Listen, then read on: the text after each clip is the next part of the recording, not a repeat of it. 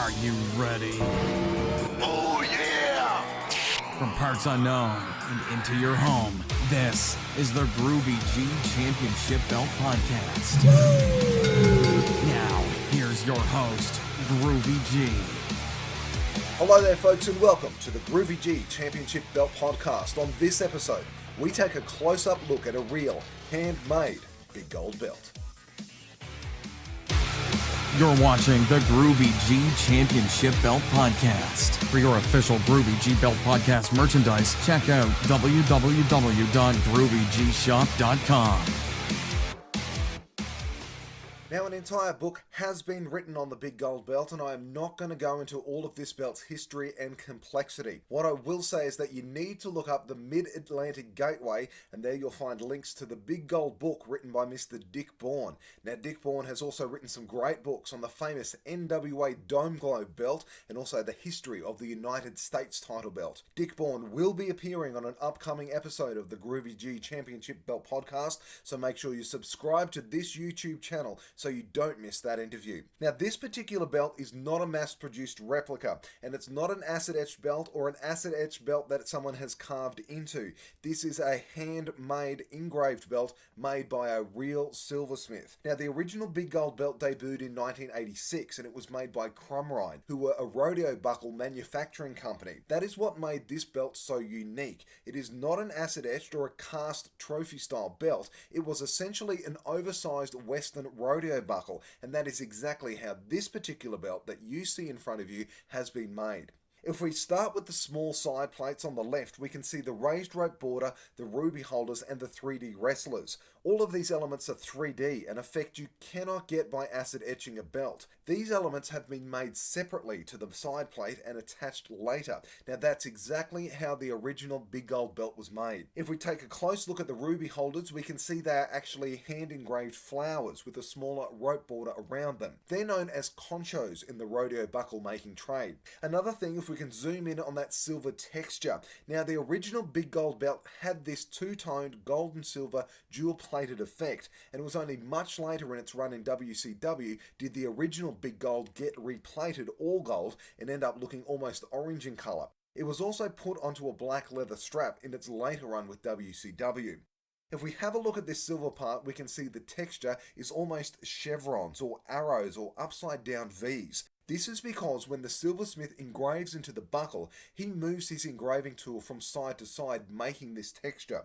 Again, this texture can only really be replicated by having a real silversmith hand engraved into the buckle. Another thing I'd like to have a look at is the thinness of the plates. Now these plates are only about a millimeter thin. Now that's exactly like the real big gold. The silversmith has hand engraved onto the plates, and then the 3D elements have been attached on top of that. Now I'll take these plates off the leather and show you just how thin the plates actually are. Now while the swirls and the floral pattern are pretty close to the original, it's not an exact copy. The main reason is because both this and the original big gold belt were handmade and hand engraved, and no two handmade items are ever exactly the same. And the silversmith who made this belt is an artist in his own right, and as such he's tried to inject some of his own style and some of his own flair into these buckles.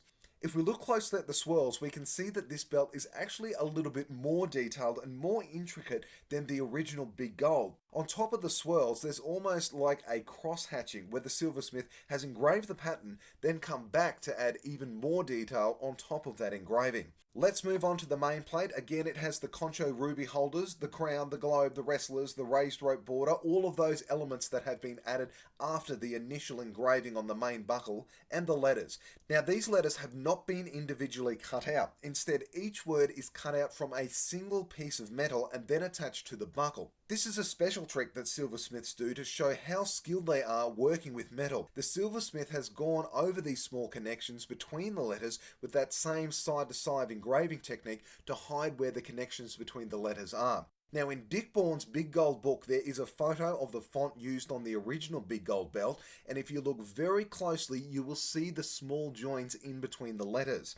Now, like I said, it's a bit of a silversmith trick. They try to show off how complex a word they can cut out from a single piece of metal. Now, the letters themselves have a border around them and a different style of texture within them, so that's quite remarkable as well too, considering they're only about a centimetre or so high. Let's have a look around at the floral patterns, and again, they are a little bit more intricate and detailed in comparison to the real big gold belt, with that extra cross hatching that's been laid on top of the initial engraving.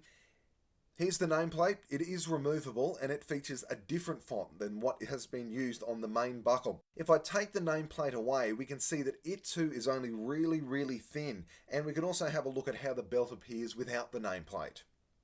Now let's have a look at the small side plate on the right hand side. Again, it's almost identical in design to the left side. I say almost because both were hand engraved, and there'd no doubt be some minor differences if you scrutinised it close enough. The leather on this belt is just a simple Cordovan or burgundy colour with grey-white flax stitching around the border. It was made by a saddle maker, just like the original Big Gold's leather strap was. Nothing intricate, because the plates are the real star of the show here. Now, the original Big Gold was on a Cordovan coloured strap. That strap did darken over time due to sweat, blood, beers, and just general handling. And this was in the days before HD TVs, so it did appear almost black, particularly towards the end of its run. Then cast copies of this were introduced, and they in fact were on a black strap. So that's where sometimes there's a little bit of confusion about what colour this belt strap was actually on. If we flip the belt over, we can see the snap boxes, the concho screws that attach the plates to the leather. They're all still visible. Now, the original Big Gold belt did not have a backing like most modern belts do that cover up these screws.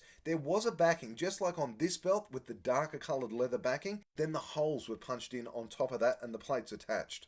Let's flip it back over and take a look at this beauty in its entirety. Now, other handmade Big Golds have been made. A private collector had the original maker's Crumrine make another version, and a cast copy of that belt is available through Dave Milliken. As with any handmade item, that belt has some differences with the artwork, most noticeably some of the floral engraving, the letters on the main plate, and for some reason it has huge domed, almost nipple-like ruby holders. Other belt makers do offer various versions of this design. Most of them are acid etched, which doesn't give you that 3D effect. Now, there is a Chinese maker who does make a 3D Big Gold, but they're neither big or gold. They are, however, cheap, so that makes them attractive to many people. There is also a Pakistani company who acid etches their Big Golds on thicker 4mm plates, and then they have someone carve into those acid etched plates and try and simulate that 3D effect. However, the only way you can truly get this kind of detail is by actually having a real silversmith hand engraved directly onto a silver plate, just like how the original Big Gold belt was made. Let's just have a look at this masterpiece from a few various angles.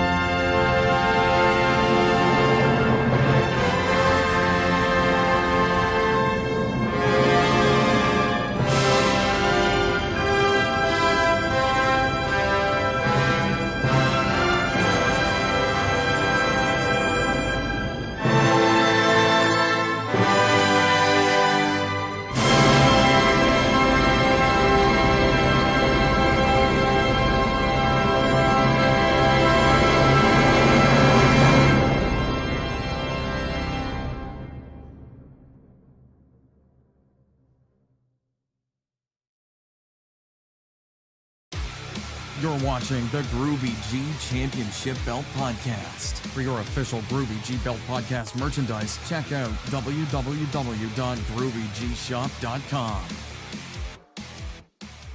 Now, I mentioned before the original Big Gold was replated in the late 1990s. Also, around about this time, 5 cast copies of the original Big Gold were made by AFX Studios, a film and television special effects company in Marietta, Georgia, for wrestlers who won the title. Of those cast copies, one is in the possession of the WWE, who used it for a while before replacing it with the Big Gold with their logo on it. Hulk Hogan has one, Diamond Dallas Page has one, AFX Studios retained one, and one was made for Kevin Nash. The cast copy made for Kevin Nash is now in the possession of the Ace of Belts, Dave Millican, who re-leathered the plates onto a Cordovan strap. The black leather strap, made by AFX Studios, is right here.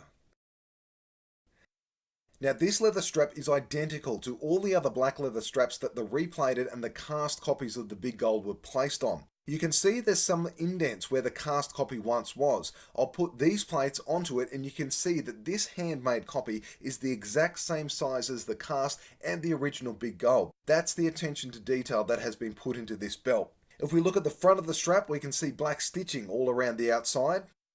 We can see silver snap boxes at both ends. And there's also black stitching down the sides, both here and here. Now, most Big Golds you see on black straps don't have this extra addition of stitching down the side. Now, they probably will from now on because this black strap is the real deal. If I take the plates off and I flip the strap over, we can see that the additional stitching on the front actually holds a piece of backing leather onto the back, covering up the screws. Now, we can see where Dave Millican has cut into the backing to get at the plates. Now, this backing only covers the middle part where the screws would be. It doesn't extend beyond that, and you can see the exposed snap boxes, and this is just the back side of the front leather. Now, leather's got two sides. There's a smooth side and a rougher side. Now, that rougher side is usually completely covered by a backing piece of leather on most real belts, but not this one, and that's probably because AFX Studios is not a belt making company. They're in fact a special effects company, and this project is just a different job for them. Now, if we look closely at the top of this strap, we can also see the letters AFX Studios, which have been stamped into the leather. Now, these letters are not uniform, so I believe rather than one large signature stamp, each letter was stamped individually. And in the right light, you can make out what looks like a pen marking where the letters have been stamped, just like someone has marked them out before stamping them individually. So there we go. That is a real handmade Big Gold belt for all of you good people watching the Groovy G Championship Belt podcast, and an extra added bonus, a real leather strap made by AFX Studios for Kevin Nash's Big Gold cast copy. Now, if you think that's exciting, we've only just begun. Let's take a sneak peek at what's coming your way on the next Groovy G Championship Belt podcast. On the next episode of the Groovy G Championship Belt podcast. This is Reggie Parks, and you are watching and listening to the King of Belts. That's right, folks. The King of Belts himself, Mr. Reggie Parks, joins me right here on the next episode of the Groovy G Championship Belt podcast. We talk wrestling, we talk classic designs, we talk in detail about how a belt is made, we talk bootlegs, we talk wait times. Nothing is off limits. It's an interview not to be missed. In the meantime, make sure you don't miss a thing by subscribing to this YouTube channel, and you can join in the conversation on Twitter @GroovyGBeltShow or on Facebook. Until then, take care. It's bye for now.